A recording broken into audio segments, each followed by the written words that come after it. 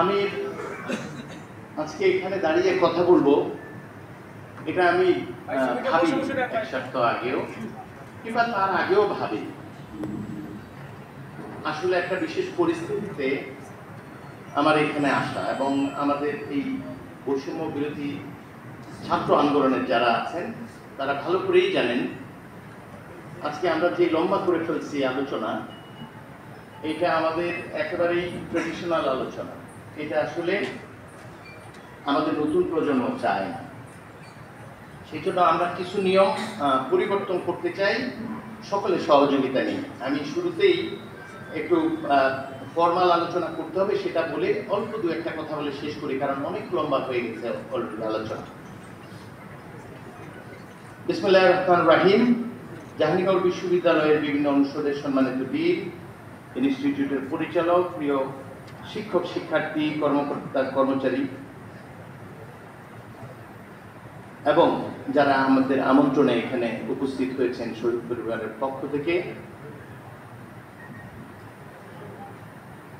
এবং এখানে যে ড্রাফটটি করা হয়েছে সেই ড্রাফটিতে আরো অনেকের নাম বাদ দেওয়া হয়েছে। আমি নতুন প্রশাসন আমরা আসলে একেবারে অ্যাডহক ভিত্তিতে আছে, আর আমার এখতিয়ার নেই এগুলো তৈরি করে দেওয়া, সেই জন্য কিছু ত্রুটি রয়েছে লেখায়, ক্ষমা প্রার্থনা করছি। এবং যারা আমাদের এটার সঙ্গে জড়িত, সেটা আমাদের শহীদ পরিবার আছেন, আমাদের সাংবাদিক ভাইয়েরা আছেন এবং বংশীজন জাহাঙ্গীরনগর বিশ্ববিদ্যালয়ের বিভিন্ন পর্যায়ে যারা আছেন, সবাইকে শুভ সকাল, এখন তো আর নেই, শুভ মধ্যাহ্ন এবং সালাম জানাচ্ছি। আমাদের মাতৃসময় বিশ্ববিদ্যালয়ে উপাচার্য পদে যোগদান অনুষ্ঠানে আমি গভীর শ্রদ্ধার সাথে প্রথমেই স্মরণ করছি স্বৈরাচার ও ফ্যাসিস্ট সরকারের বিরুদ্ধে জুলাই আগস্টে ছাত্র জনতার অভ্যুত্থানে যারা শহীদ হয়েছেন। আমি গভীর শ্রদ্ধার সাথে স্মরণ করছি জুলাই আগস্টের আন্দোলনে বেগম রোকেয়া বিশ্ববিদ্যালয়ের শিক্ষার্থী বীর শহীদ আবু সাঈদ, উত্তরার মুগ্ধ, সাভারের শ্রবণ গাজী, শেখ আসহাবুল ইয়ামিন এবং আমাদের আলী শহীদ আলী সহ অসংখ্য অকুতোভয় ছাত্র জনতাকে যারা প্রাণের মায়া ত্যাগ করে ফ্যাসিস্ট সরকারের পতন ঘটিয়েছেন। তারা আমাদের মাঝে পুনর্বার স্বাধীনতা, মুক্তি ও প্রাণ খুলে শান্তি, স্বস্তির নিঃশ্বাস নেওয়ার পরিবেশ ফিরিয়ে এনেছেন। গণঅভ্যুত্থানে অংশগ্রহণকারী পেশাজীবীদের মধ্যে বিশেষ করে জাহাঙ্গীরনগর বিশ্ববিদ্যালয়ের আমার সহকর্মী যিনি চোখ হারিয়েছেন, যারা আহত হয়েছেন, যারা বিভিন্ন পর্যায়ে সামনের সারিতে থেকে আমার সহকর্মীরা নেতৃত্ব দিয়েছেন, যাদের সহযোগিতা হবার বিরাট গৌরব অর্জন করার আমার সুযোগ হয়েছে, সেই সহকর্মী, সাংবাদিক এবং খেটে খাওয়া নির্ভয়ার অনেক মানুষ আহত হয়েছেন। আমি সকলের কাছে কৃতজ্ঞতা প্রকাশ করছি। লক্ষ কোটি ছাত্র জনতার অংশগ্রহণে এবং অগণিত মানুষের আত্মদানে আমরা আজকে নতুন বাংলাদেশ পেয়েছি। আমি সকলের প্রতি বিনম্র শ্রদ্ধা নিবেদন করছি। আমি আরো শ্রদ্ধা নিবেদন করছি 1971 সালে মহান মুক্তিযুদ্ধে শহীদদের প্রতি, যারা আমাদেরকে স্বাধীন ও সার্বভৌম বাংলাদেশ উপহার দিয়েছিলেন। এই জন্য বললাম যে ফ্যাসিস্ট সরকার বিগত প্রায় 15.5 বছর আমাদের সেই মুক্তি ও স্বাধীনতার অহংভূতি কেড়ে নিয়েছিল। আমি দৃঢ়ভাবে বিশ্বাস করি 2024 সালে জুলাই আগস্টে ছাত্র জনতার অভ্যুত্থানের মাধ্যমে আমাদের এই অহংবোধ ফিরে এসেছে। সম্মানিত শিক্ষক শিক্ষার্থী, অফিসার কর্মচারী, সাংবাদিক, শহীদ পরিবারের সদস্যবৃন্দ এবং আমাদের এই বৈষম্য বিরোধী ছাত্র আন্দোলনের নেতৃবৃন্দ এবং সহযোদ্ধারা, গণপ্রজাতন্ত্রী বাংলাদেশের মহামান্য রাষ্ট্রপতি ও জাহাঙ্গীরনগর বিশ্ববিদ্যালয়ের চ্যান্সেলর আমাকে জাহাঙ্গীরনগর বিশ্ববিদ্যালয়ের উপাচার্য পদে নিয়োগ দান করেছেন। আমাকে এই বিশ্ববিদ্যালয়ের উপাচার্য পদে নিয়োগ দেওয়ার জন্য আমি মহামান্য রাষ্ট্রপতি ও জাহাঙ্গীরনগর বিশ্ববিদ্যালয়ের চ্যান্সেলর, গণপ্রজাতন্ত্রী বাংলাদেশ সরকারের মাননীয় প্রধান উপদেষ্টা, নোবেল জয়ী বিশ্বখ্যাত ক্ষুদ্র ঋণের প্রবক্তা অধ্যাপক ডক্টর মোহাম্মদ ইউনুস, মাননীয় শিক্ষা ও পরিকল্পনা উপদেষ্টা অধ্যাপক ডক্টর ওয়াহিদুদ্দিন মাহমুদকে আন্তরিক ধন্যবাদ ও কৃতজ্ঞতা জানাচ্ছি। প্রিয় উপস্থিতি, আমি ভেবেছিলাম এই লিখিত বক্তব্য একেবারেই পাঠ করব না, শুধুমাত্র আনুষ্ঠানিকতার জন্য প্রথম 2টি প্যারা পড়েছি। আমি আপনাদের আলোচনা শুরু থেকেই শুনেছি, আর আমরা সবসময় কথা বলি নতুন করে কথা বলার কোনো কারণ নেই। আমি খুব মানে শঙ্কিত এই অর্থে যে আমি রাস্তায় থেকে আপনাদের সাথে যে কথাগুলো বলতাম, এখন I am at the receiving end now, আমার কথাগুলো শুনতে হবে। ফলে আমি আপনাদের কাছে দোয়া প্রার্থনা করছি এই অর্থে যে আপনারা যে আস্থা রেখেছেন, আমার মহান স্রষ্টা যেন আপনাদের এই আস্থা রক্ষা করবার উপযুক্ত করে তোলেন আমাকে।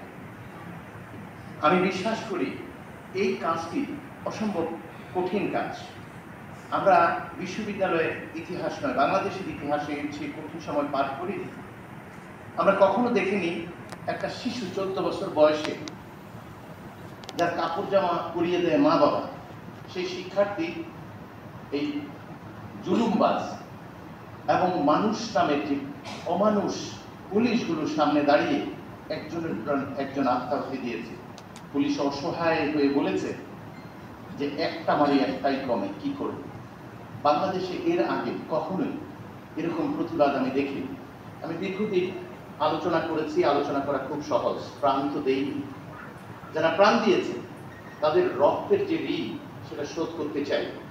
আপনারা অনেকেই বলেছেন যে এটা হচ্ছে অন্তর্বর্তীকালীন সরকার। বাংলাদেশের প্রচলিত সংবিধান অনুযায়ী সরকার চলছে জনগণের সরকার।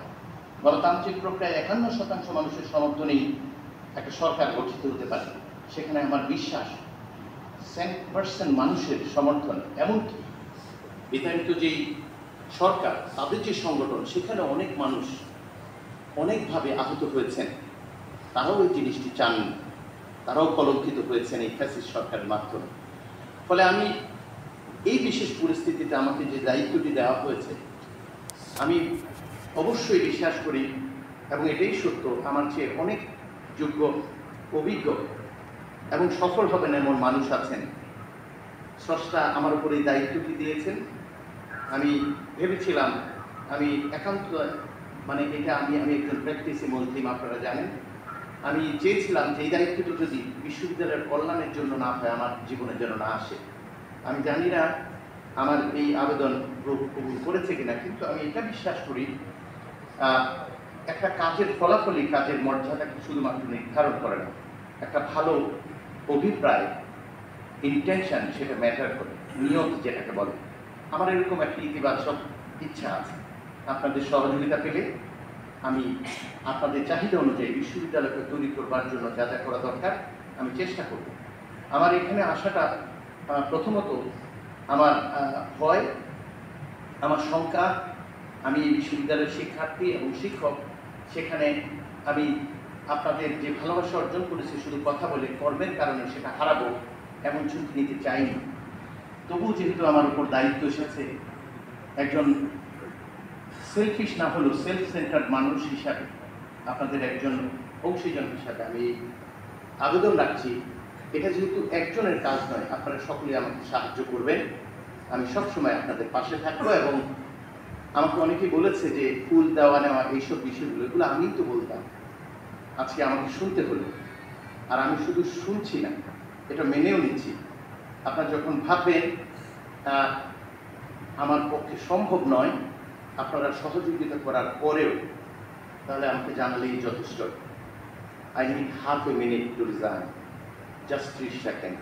কিন্তু এই বিশ্ববিদ্যালয়ের একজন শিক্ষার্থী, শিক্ষক এবং সারা বাংলাদেশের পরিবর্তনের অঙ্গীকার নিয়ে যে আন্দোলন হচ্ছে, সেটার ক্ষুদ্র একজন কর্মী হিসাবে, সংযুক্ত হিসাবে আমি বলতে চাই, এটা যদি জাহাঙ্গীরনগর বিশ্ববিদ্যালয়ের বিরুদ্ধে ষড়যন্ত্র হয়, শুধু চলে যাওয়া, সেক্ষেত্রে আমি শেষ ব্যক্তি যিনি তাদের সাথে যুদ্ধ করে যাবে, ওটা কল্যাণ রক্ষা করা নিশ্চিত করা। আমি আরেকটি জিনিস বলি, ব্যক্তিগতভাবে আমি একাডেমিক যে কার্যক্রম সেটাকে গুরুত্ব দিই এই জন্য, আমাদের যে অর্জন ব্যক্তিগতভাবে আমারটাও যদি বলেন, আমার স্যার বলে গেছেন অনেকেই, আমি জানি না কোন বিবেচনায় এত বড় দায়িত্ব এত ক্ষুদ্র মানুষকে দেওয়া হয়েছে, কিন্তু আমার ধারণা যারা এখন আমাদের অভিভাবক হিসাবে অন্তর্বর্তীকালীন সরকারে রয়েছেন, তাদের বিবেচনায় কতগুলো বিষয় আছে। এই শিক্ষা অনুরাগী হিসাবে সামান্য যে আস্থাটুকু রেখেছেন সেটা নিশ্চিত করতে চাই। আমি আমার ব্যস্ততার বিষয়টা আপনারা যতটাই জানেন, কিন্তু আমি অতি সামান্য শিক্ষা সংক্রান্ত দায়িত্ব নিলেও আমার যারা সরাসরি শিক্ষার্থী তারা জানেন আমার মৃত্যু না হলে ক্লাস হবে, এটা জানেন। তাহলে ব্যস্ততা কোনো অজুহাত হতে পারে না, এবং এত ব্যস্ততার মধ্যেও আমি বিশ্বাস করি গবেষণা কর্ম চালিয়ে যাওয়া সম্ভব, শুধু অভিপ্রায় দরকার। ফলে একটা বিশ্ববিদ্যালয় একটা মন্ত্রণালয় নয়, বিশ্ববিদ্যালয়ের সৌন্দর্য সুনাম নির্ভর করে তার গবেষণা এবং শিক্ষা ও প্রশাসনিক জায়গায় বিশ্ববিদ্যালয়ের শৃঙ্খলা। আমি বিশ্বাস করি অত্যন্ত গুরুত্বপূর্ণ কাজ হচ্ছে শৃঙ্খলাটা ফিরিয়ে আনা, আর শৃঙ্খলা ফিরিয়ে আনার জন্য যেটা দরকার আমাদের প্রত্যেকেরই আসলে নিজ নিজ যে দায়িত্ব, সেলফ রেসপন্সিবিলিটি, যেটা উই শুড অ্যাজিউম দ্যাট, এবং এটা যদি আমরা করতে পারি শিক্ষক, শিক্ষার্থী, আমাদের কর্মকর্তা, কর্মচারী, তাহলে কাজটা অনেক সহজ হয়ে যাবে। আর একটা জিনিস বলি যে জাহাঙ্গীরনগর বিশ্ববিদ্যালয় একটি পরিবার। আমি শিক্ষার্থী থাকার কারণে আমি এখনো হেঁটে গেলে মনে হচ্ছে আলবর্নি হলে 217 নম্বরের একজন শিক্ষার্থী আমি, এটা থেকে তো বের হতে পারি। ফলে এই যে আবেগটা, এবং একজন শিক্ষক হিসাবে আমার শিক্ষার্থীদের সাথে মাঠে থেকে আমার সহকর্মীদের বিরুদ্ধে দাঁড়ানোর যে অভিজ্ঞতা, সেটাও কিন্তু আমার আছে। ফলে আবেগ এবং বিবেকের যে একটা মিশ্রণ, এটা খুব জরুরি বিশ্ববিদ্যালয়ের স্বাভাবিক পরিস্থিতি ফিরিয়ে আনবার জন্য। আমি আর লম্বা করতে চাই না। আমি আপনারা যা যা বলেছেন, I have taken note of all that. আমি জানি কিছুই করতে পারবো না, এবং এটা সম্ভব না। কথা দেওয়ার মতো ঝুঁকিপূর্ণ কাজ আর কিছু নয়, কিন্তু আদায় করা খুব সহজ, যেটা আপনারা করবেন। এবং সবচেয়ে গুরুত্বপূর্ণ আমি যেটা মনে করি সেটা হচ্ছে আন্দোলনকারী শিক্ষার্থীদের কাছে শিখবার অনেক কিছু আছে। আমি অনেক কিছু শিখেছি এবং শিখে যাচ্ছি। আমি শুধু একটা জিনিস বলি, আপনারা যা যা বলেছেন আমি নোট নিয়েছি, সময় নষ্ট করলে বিরক্তি আমাদের পারবে। আমি সর্বোচ্চ চেষ্টা করব, এবং বৈষম্যহীন একটা সমাজ ব্যবস্থা তৈরি করতে হলে আমরা স্বাধীনতার যে বিষয়টা, এটা এনশিওর করতে হবে। দেখুন, আমরা পক্ষ পরিবর্তনের স্বাধীনতার জন্য সংগ্রাম করেনি আমাদের সন্তানরা, মত প্রকাশের স্বাধীনতার জন্য সংগ্রাম করেছে। তাদের বক্তব্য হচ্ছে আপনার বক্তব্য আমার সাথে ভিন্ন হতে পারে, আপনি আপনার কথা বলবেন, আর এই বলবার সুযোগটা দেওয়ার জন্যই রক্ত আসলে বিসর্জন দেওয়া হয়েছে। ফলে যারা এখনো বেঁচে আছেন, প্রাণ যায়নি, প্রাণ ফিরে দিতে পারেনি, তাদের দায়িত্ব হচ্ছে গত 17 বছরে এই ফ্যাসিস্ট মানে গণতন্ত্রহীন বাংলাদেশে গণতন্ত্র পুনরুদ্ধারের যে সংগ্রাম হয়েছে, সেখানে অনেক মানুষের অনেক ত্যাগ আছে। আমরা সবার প্রতি শ্রদ্ধা জানাবো, এবং তার মাধ্যমে আমরা শ্রদ্ধা পাবো। যারা প্রাণ দিয়েছেন এরা তাদের পিতামাতা, আত্মীয় স্বজন, স্কুল, কলেজ কিংবা গ্রামবাসী। ফলে আমরা যদি সকলের ত্যাগটাকে স্বীকার করি, তাহলে সকলেই নিজেকে অন্তর্ভুক্ত মনে করবে। আমরা শুধু বক্তব্য দিয়ে শেষ করলে হবে না, সকলকে অন্তর্ভুক্ত করতে হবে, তাহলেই অন্তর্ভুক্তিমূলক হবে। আর আরেকটা কথা, একদিকে রক্ত, আরেকদিকে মানুষের অধিকার। আমরা যেমন অন্যায়ভাবে অন্যায্য কোনো কাজ করবো না, তেমনি অন্যায়ভাবে প্রাণ কেড়ে দেওয়া মানুষগুলোকে আমরা নিশ্চয়ই সঠিক নিরপেক্ষ একটা তদন্তের মধ্যে এনে আমরা নতুন করে শুরু করতে হবে। আমি আপনাদের এই সহযোগিতা চাই। আমরা যদি এটা থেকে উঠতে না পারি, তাহলে যিনি ক্ষমা পাবেন অন্যায় করে, তিনি বেঁচে গেলেন, কিন্তু তার সন্তান যে এই বিশ্ববিদ্যালয়ে পড়তে চায়, তার উপযুক্ত উপাচার্য আমি হতে পারবো না। এটাকে আমাকে ক্ষমা করতে হবে। সেজন্য আমি এই জায়গাটায় আপনাদের সহযোগিতা চাই।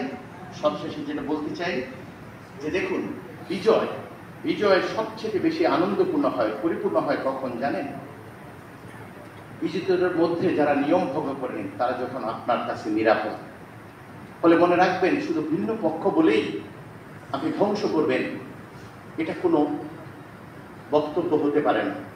বৈষম্য বিরোধী আন্দোলনকারীদের এই কোটা সংস্কার থেকে শুরু করে ফ্যাসিস্ট সরকারকে পতন করার পর্যন্ত যে সুযোগটি 2024-এর মুক্তিযোদ্ধারা দিয়েছে, বিশেষ করে জাহাঙ্গীরনগর বিশ্ববিদ্যালয় মুক্তিযোদ্ধারা, চলুন আমরা 71-এর ঢাকা বিশ্ববিদ্যালয়ের যে অবদান বলেছে আমাদের একজন শিক্ষার্থী, এই 2024-এ সেটা অনেকের কাছে স্বীকৃতি পেয়েছে জাহাঙ্গীরনগর বিশ্ববিদ্যালয়ের তরফে। চলুন আমরা এই সংগ্রামকে অব্যাহত রাখি। আর আমি